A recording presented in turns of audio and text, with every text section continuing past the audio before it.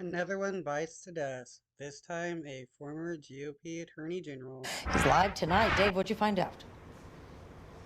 Well, the big question is, where are the state Republican leaders as it relates to these big stories, the indictments with President Trump, former president, and also the two supporters that are now charged with election tampering, voter machine tampering. We were on the phones trying to get a hold of several influential state Republicans. We reached out to...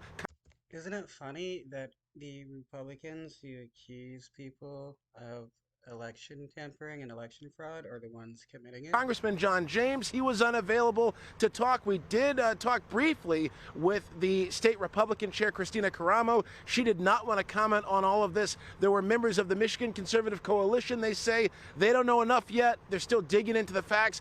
They did not want to comment. Here's what we do know tonight. Politically speaking, you could call it a bad day for Michigan Republicans who are largely silent on two big stories.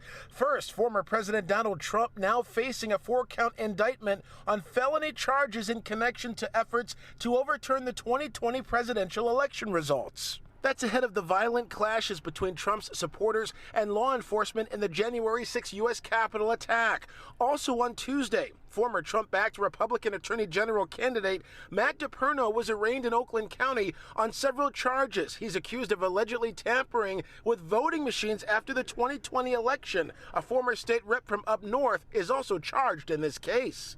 DePerno is not commenting on camera, but sent us a statement quoting his attorney. It says in part the indictment arises from a court-ordered forensic investigation of the Antrim County election where Mr. DePerno uncovered significant security flaws. He maintains his innocence and firmly believes that these charges are not based upon any actual truth and are motivated primarily by politics rather than evidence.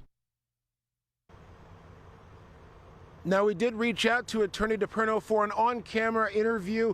That's when we were sent that statement. Also, a statement did come out from AG Dana Nessel's office. Remember, they did run against each other in that last general election, so the Attorney General's office did not investigate this case. A special prosecutor was appointed. Nessel said that she could not comment on the specifics of this prosecution, but did say that all elected officials should be held to high standards, particularly as it relates to elections and the election process and counting votes. Dave Kinchin, Fox 2 News.